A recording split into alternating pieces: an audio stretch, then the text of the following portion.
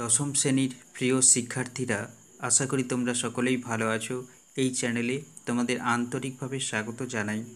আজকে তোমাদের জন্য নিয়ে আসা হয়েছে তোমাদের বাংলার সিলেবাসের উপর নির্ভর করে তোমাদের সেকেন্ড ইউনিট টেস্টের প্রশ্নপত্র। তোমরা প্রশ্নপত্রটি দেখে নাও। আমি শর্ট প্রশ্ন বা অতি সংক্ষিপ্ত প্রশ্নগুলো আমি তোমাদের জানিয়ে দিয়েছি এবং তোমরা বড় প্রশ্ন বা লং প্রশ্নগুলো দেখে নাও। কেমন লাগলো অবশ্যই জানিও। ভালো লাগলে একটি লাইক দিও এবং বন্ধুদের কাছে এই সেকেন্ড ইউনিট টেস্টের বাংলার প্রশ্নপত্রটি পৌঁছানোর জন্য শেয়ার করো। তাহলে চলো দেখে নাও। 2018-তে এই প্রশ্নটি দেয়া হয়েছিল কোনো এক স্কুলে। যাই হোক, সেকেন্ড ইউনিট টেস্টের জন্য তো দেখো প্রশ্নগুলো। 8 নাম্বার এমসিকিউ দেয়া হয়েছে। সঠিক উত্তরটি নির্বাচন করে পূর্ণবাক্যে উত্তর লেখো। আপনার তীর্থভ্রমণের জন্য এই টাকা আমি দিলাম। বক্তা উদ্দিষ্ট ব্যক্তিকে কত টাকা দিয়েছিলেন? 100 টাকা, 101 টাকা, নোটের একটা তাড়া, 110 টাকা। বহুরূপী গল্প থেকে নেওয়া হয়েছে এই প্রশ্ন। সঠিক উত্তর 101 টাকা। এরপর হাসিবে মেঘবাহন, রুষিবেন দেব। কোন দেবতা রুষ্ট হবেন বা রাগ করবেন? ইন্দ্রদেব, বরুণদেব, অগ্নিদেব, রুদ্রদেব। অভিষেক কবিতাংশ থেকে নেওয়া। সঠিক উত্তর অগ্নিদেব রুষ্ট করবেন বা রাগ করবেন। তারপর রক্ততড়িৎ চাবুক হানে। কে রক্ততড়িৎ চাবুক হানে? মহাকাল সারথি, সারথি মহাকাল, কাল ভয়ঙ্কর। প্রশ্নটি নেওয়া হয়েছে প্রলয়োল্লাস কবিতা কাজী নজরুলের লেখা। সঠিক উত্তর মহাকাল সারথি। এরপর তুমি তো ইউরোপিয়ান ন, বক্তাকে জগদীশবাবু, নিমাইবাবু, তলোয়ারকর, বর্মা সাব ইন্সপেক্টর। তো তোমরা বুঝে ফেলেছ এই প্রশ্নটি নেওয়া হচ্ছে পথের দাবি গদ্যাংশ থেকে। সঠিক উত্তর একেবারে দেখবে পথের দাবির শেষের দিকে রয়েছে বর্মা সাব ইন্সপেক্টর, বা সেখানে সব আছে টেক্সটে। সমাস কথার অর্থ বিস্তার, সংক্ষেপ, সমান, কোনোটি নয়। এই প্রশ্নটি খুবই গুরুত্বপূর্ণ আর আশা করি তোমরা সকলেই জানো সমাস কি করে না সংক্ষিপ্ত করে বা সংক্ষেপ এখানে সঠিক উত্তর। এরপর যে সমাসে পূর্বপদের বিভক্তি লোপ হয় না তাকে বলে দ্বন্দ্ব সমাস, অলোপ সমাস, বহুব্রীহি সমাস, কর্মধারয় সমাস। পূর্বপদের বিভক্তি লোপ না পেলে সেই সমাসকে বলা হয় অলোপ সমাস। এরপরের প্রশ্নগুলো দেখে নাও। তুষারের ন্যায় ধবল, তুষার ধবল। উপমিত কর্মধারয় সমাস, উপমান কর্মধারয় সমাস, রূপক কর্মধারয় সমাস, উপমাত্রক বহুব্রীহি সমাস। তো তুষার উপমেয়র সাথে এটি সাধারণ ধর্মবাচক পদের সমাস হচ্ছে, তাই এটি উপমান কর্মধারয় সমাস। এরপর দেখো উপমেয় বলতে বুঝি যার তুলনা দেয়া হয়, যার সঙ্গে তুলনা করা হয়, যে সাধারণ ধর্মের দ্বারা তুলনা দেয়া হয়, সমাসের যে পদটি পূর্বে থাকে। উপমেয় বলতে বোঝায় যার সঙ্গে তুলনা দেয়া হয়। এরপর এসএকিউগুলো দেয়া হয়েছে 10টি। তো তাছাড়া আমার বড় লজ্জা এই যে, বক্তার লজ্জার কারণ কি? তো বক্তা এখানে অপূর্ব, তার লজ্জা থানার যিনি বড় কর্তা অর্থাৎ নিমাইবাবু, তার কাকা ছিলেন তার বাবার বন্ধু এবং তিনি বুনোহাঁসের পেছনে ছুটোছুটি করে টাকা অপব্যয় করছে গভর্নমেন্টের, সেই জন্য এখানে অপূর্ব লজ্জা পেয়েছিল। যাই হোক, তোমরা সাজিয়ে লিখে নেবে উত্তরটি। আক্ষেপ করেন হরিদা, হরিদার আক্ষেপের কারণ কি? তো বহুরূপী গল্প থেকে নেওয়া হয়েছে। হরিদা আক্ষেপ এটাই যে হিমালয়ের গিরিগুহা থেকে যে সন্ন্যাসী জগদীশবাবুর বাড়িতে এসেছিলেন তার পায়ের ধুলো নিতে পারেননি, বা তার পায়ের ধুলো নেওয়াটা তার খুবই ইচ্ছা ছিল, সেই জন্য যেহেতু তিনি চলে গেছেন তাই তার আক্ষেপ। তোমরা সাজিয়ে লিখে নিবে উত্তরটি। বিরাগী হরিদার মতে সৃষ্টির সব ঐশ্বর্য পাওয়া হয়ে যায় কিভাবে? তো সৃষ্টির সব ঐশ্বর্য পাওয়া হয়ে যায় যখন মন প্রাণের আকাঙ্ক্ষা দিয়ে একজনের আপন হতে চেষ্টা করা হয়, অর্থাৎ ঈশ্বরের, তখনই জগতের বা এই সৃষ্টির যত ঐশ্বর্য আছে ভগবান বা ঈশ্বরকে পেলে পাওয়া হয়ে যায় হরিদা বা বিরাগীবেশী হরিদার মতে। এরপর দেখো, রেল স্টেশনে দেখা গিরিশ মহাপাত্রের পোশাকে কি প্রভেদ লক্ষ্য করা গিয়েছিল? তো প্রভেদ এটাই বা পার্থক্য এটাই ছিল যে তার বুক আঁকা বুক পকেটে যে বাঘ আঁকা রুমালটি ছিল সেটি পকেটে না থেকে ছিল তার কণ্ঠে জড়ানো, এটাই ছিল পার্থক্য বা প্রভেদ। এরপর দেখো কবিতাগুলো থেকে প্রশ্নগুলো দেয়া হয়েছে। ইন্দ্রজিতের রথের রং কেমন ছিল? আশা করি তোমরা জানো, মেঘ বর্ণ। এরপর দেখো, এ কলঙ্কপিত ঘুষিবে জগতে, কোন কলঙ্কের কথা বলা হয়েছে? কলঙ্ক বলতে কালিমা। পুত্র জীবিত থাকতে অর্থাৎ ইন্দ্রজিৎ বা মেঘনাদ যদি জীবিত থাকতে পিতা অর্থাৎ রাবণ যদি যুদ্ধে চান, তখন এই কলঙ্ক বা এই কালিমা ঘুষিবে জগতে, সমগ্র জগতে বা পৃথিবীতে ছড়িয়ে পড়বে। এরপর বধূরা প্রদীপ তুলে ধর। তো বধূরা প্রদীপ তুলে ধরবে কেন? পরলোলাস কবিতার একেবারে শেষের দিকে এই লাইনটি রয়েছে। কাল ভয়ঙ্করের বেশে সুন্দর আসে সেই জন্য বা আসছে সেই জন্য কবি কাজী নজরুল নির্দেশ দিলেন তাকে বরণ করে নেওয়ার জন্য বধূদের প্রদীপ তুলে ধরতে বললেন। এরপর দেখো, দেবতা বাঁধা যজ্ঞ জুপে বলতে কি বোঝো? দেবতার সঙ্গে এখানে কবি দেশপ্রেমিক বা বিপ্লবীদের তুলনা করেছেন।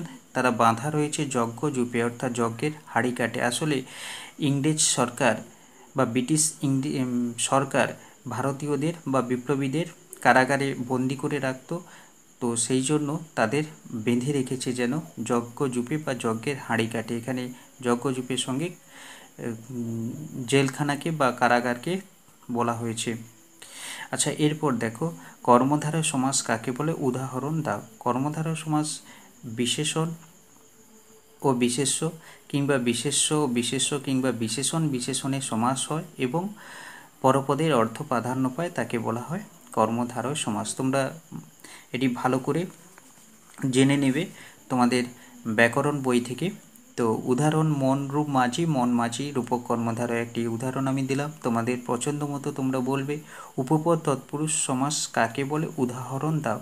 উপপদ তৎপুরুষ কৃদন্ত পদের সঙ্গে উপপদের সঙ্গে কৃদন্ত পদের মিলনে যে সমাসটি গড়ে উঠবে তাকে বলা হয় উপপদ তৎপুরুষ সমাস, যেমন পঙ্কে জন্মে যা পঙ্কজ। এরপর দেখো, অভাব বোঝাতে অব্যয়ীভাব সমাসের ব্যাসবাক্য সহ উদাহরণ দাও। তো অভাব বোঝাতে অব্যয়ীভাব সমাসের ব্যাসবাক্য সহ একটা উদাহরণ হলো ভিক্ষার অভাব, দুর্ভিক্ষ। এরপর দেখো, ব্যাসবাক্যের আর কি কি নাম আছে? ব্যাসবাক্যের আরও নাম আছে, যেমন বিগ্রহ বাক্য, সমাস বাক্য প্রভৃতি। এরপর দেখো, দৃষ্টান্ত সহযোগে দ্বিগু সমাস কাকে বলে? বুঝিয়ে দাও। তো দ্বিগু সমাস আগে কাকে বলে জেনে নাও, যে পূর্বপদের যদি বিশেষণ থাকে এবং পরপদ বিশেষ্য হয় এবং একটা সমাহার বা সমষ্টি বোঝালে তাকে বলা হয় দ্বিগু সমাস। যেমন সপ্ত ঋষির সমাহার, এখানে সপ্ত হলো সংখ্যাবাচক বিশেষণ এবং তারপরে ঋষি হলো বিশেষ্য এবং এর মধ্যে সপ্ত ঋষির অর্থাৎ 7 রীতির সমাহারকে বলা হচ্ছে সপ্তশ্রী, এই জন্য এগুলো দ্বিগু সমাস। এরপর দেখো, ভাষা সমাসের কাজ কি? সমাসের কাজ হলো 2 বা তারও বেশি পদকে এক পদে পরিণত করা বা এক পদে পরিণত করলেই তাকে বলা হয় সমাস, আর এটাই সমাসের কাজ। এরপর দেখো 3 নম্বরের প্রশ্নগুলো। তার লাঞ্ছনা এই কালো চামড়ার নিচে কম জ্বলে না, তলোয়া কর। প্রসঙ্গ নির্দেশ বক্তার লাঞ্ছিত হওয়ার ঘটনাটি ব্যক্ত করো। তো তোমরা জানো যে পথের দাবি রচনার মধ্যে এই লাইনটি নেওয়া হয়েছে বা আছে। তো ফিরিঙ্গি ছোড়ারা যখন অপূর্বকে লাথি মেরেছিল, তারপর স্টেশন মাস্টারকে জানিয়েছিল, তারপর দেশের লোকেদের জানিয়েছিল এবং তার ফলে সেই যে লাঞ্ছনার বিষয়টি, এখানে ঘটনাটি লিখতে হবে। তো তোমাদের উদ্দেশ্যে জানাবো, এটি যেহেতু 2018-তে এই প্রশ্নটি বা এই ইউনিট টেস্টটি নেওয়া হয়েছিল, তাই সেই সালের বা সেই বছরের দৃষ্টিতে এই প্রশ্নগুলো দেওয়া হয়েছে। তো 2021 সালে এই প্রশ্ন বা এই গদ্যাংশ থেকে প্রশ্ন আসার সম্ভাবনা খুবই কম, যেহেতু রচনাধর্মী প্রশ্ন 2020-তে এসে গেছে। তবুও এই প্রশ্নটি খুবই গুরুত্বপূর্ণ, তোমরা স্কুলের জন্য পড়ে রাখতে পারো। এরপর দেখো, কহিলা কাঁদিয়া ধ্বনি প্রসঙ্গ নির্দেশ সহ ধ্বনি কেঁদে কি বলেছিলেন লেখো। এখানে ধ্বনি হলো মেয়ে, কিন্তু এখানে ধ্বনি বলতে কাকে বোঝানো হচ্ছে? ইন্দ্রজিতের স্ত্রী প্রমীলাকে। তো ইন্দ্রজিৎ যখন প্রমোদ উদ্যান থেকে বীরবাহু হত্যার প্রতিশোধ নিতে এবং লঙ্কায় আসন্ন বিপদ থেকে উদ্ধার করতে তিনি যখন যাচ্ছিলেন, তখনই তিনি অর্থাৎ প্রমীলা তাকে কেঁদে যে সকল কিছু বলেছিল সেগুলো প্রসঙ্গ নির্দেশও তোমাদের লিখতে হবে। এরপর দেখো, অভিষেক কবিতা অবলম্বনে ইন্দ্রজিৎ চরিত্রের একটি সামগ্রিক মূল্যায়ন করো। তো 2020-তে এসে গেছে, তাই এই প্রশ্নটি আপাতত তোমাদের পড়ার প্রয়োজন নেই, বা তোমরা পড়ে থাকতে পারো, কিন্তু পরীক্ষায় আসার সম্ভাবনা প্রায় নেই বললেই চলে 2021-এর জন্য। এরপর দেখো, একজন বিরাগী সন্ন্যাসী হয়ে টাকা ফাঁকা কি করে স্পর্শ করি বলো। জগদীশবাবুর দেয়া টাকা হরিদা স্পর্শ করেননি কেন? আসলে হরিদা যদি টাকা স্পর্শ করতো তাহলে তার বিরাগীর যে ঢং বা ভঙ্গি সেটা নষ্ট হয়ে যেত। এই ঘটনার মধ্য দিয়ে হরিদার চরিত্রের যে বৈশিষ্ট্য ফুটে উঠেছে তা লেখো। এই প্রশ্নটি 2021-এর খুবই জন্য গুরুত্বপূর্ণ, কারণ 2021-এ এই বহুরূপী গল্প থেকে তোমাদের প্রশ্ন আসবেই, কারণ যেভাবে যে প্রশ্নগুলো প্রবণতা অনুযায়ী বা বিভিন্ন সালে যে প্রশ্নগুলো দেওয়া হচ্ছে সেই দৃষ্টিভঙ্গিতে আমি বলছি। এরপর দেখো, সিরাজদৌল্লা থেকে 4 নম্বর যে দেয়া হয়েছে প্রশ্ন, তোমাদের ফাইনালেও 4 নম্বরে থাকে। আমার এই অক্ষমতার জন্য তোমরা আমাকে ক্ষমা করো। কে? এখানে কে বলতে সিরাজ বা সিরাজদৌল্লাকে বোঝানো হয়েছে। কার কাছে? তার সভাসদদের কাছে ক্ষমা প্রার্থনা করেছেন। এরপর তোমাদের 3 নম্বরের জন্য এটি প্রাসঙ্গিক ঘটনাটি ব্যক্ত করতে হবে বা বলতে হবে। এরপর দেখো, পলাশির মাঠে আবার যুদ্ধের সম্ভাবনা, উদ্ধৃতাংশটি বক্তাকে। তো বক্তা হলেন, বুঝে ফেলেছ যে সিরাজদৌল্লা। এই যুদ্ধকে বক্তা এইবার হয়তো শেষ যুদ্ধ বলেছেন কেন? তো হয়তো কারণ তিনি বলতে চাইছেন যে এইবার যদি তিনি যুদ্ধে জয়লাভ করেন অর্থাৎ সিরাজদৌল্লা, তাহলে ইংরেজরা একেবারে পরাজিত হবে, তাই আর যুদ্ধ হওয়ার সম্ভাবনা নেই।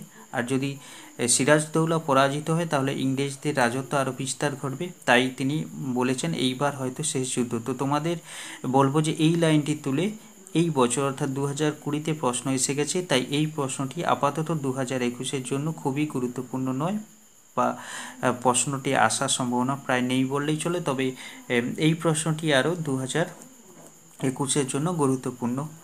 এরপর দেখো, কোনি থেকে দেয়া হয়েছে প্রশ্ন, দাঁড়াও তোর ঔষধ আমি পেয়েছি। এখানে কাকে ঔষধ বলা হয়েছে?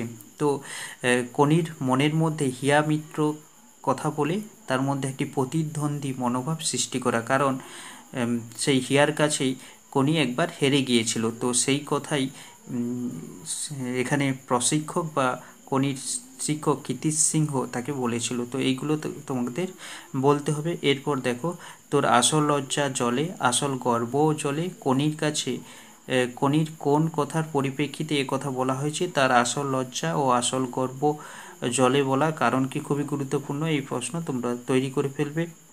এরপর দেখো, প্রতিবেদন দেয়া হয়েছে, তোমার বিদ্যালয়ে অনুষ্ঠিত স্বাস্থ্য সচেতনতা শিবির, এই বিষয়ে একটি প্রতিবেদন লিখতে হবে। এবং বিবিধ বিনোদনের রমরমায় হারিয়ে যাচ্ছে বই পড়ার অভ্যাস। তো এই বই পড়ার অভ্যাস ধীরে ধীরে বিলুপ্ত হয়ে যাচ্ছে বা হারিয়ে যাচ্ছে, সেই বিষয়ে একটি প্রতিবেদন 5 নম্বরের জন্য লিখতে হবে। তোমাদের বাংলার নানান পাঠ্য বিষয়ের বিস্তারিত বিবরণ, প্রশ্ন উত্তর আলোচনা, সাজেশান, নোটস পেতে এই চ্যানেলে যারা প্রথম এসেছো, যারা এখনও চ্যানেলটিকে সাবস্ক্রাইব করোনি সাবস্ক্রাইব করে নাও এবং বেল আইকন প্রেস করো, কারণ বিভিন্ন আলোচনার নোটিফিকেশান তাহলে তোমরা সকলের আগে পেয়ে যেতে পারবে। সকলেই ভালো থেকো, সুস্থ থেকো। আবার পরবর্তী পর্বে তোমাদের বাংলার কোনো টপিক নিয়ে চলে আসছি। ধন্যবাদ।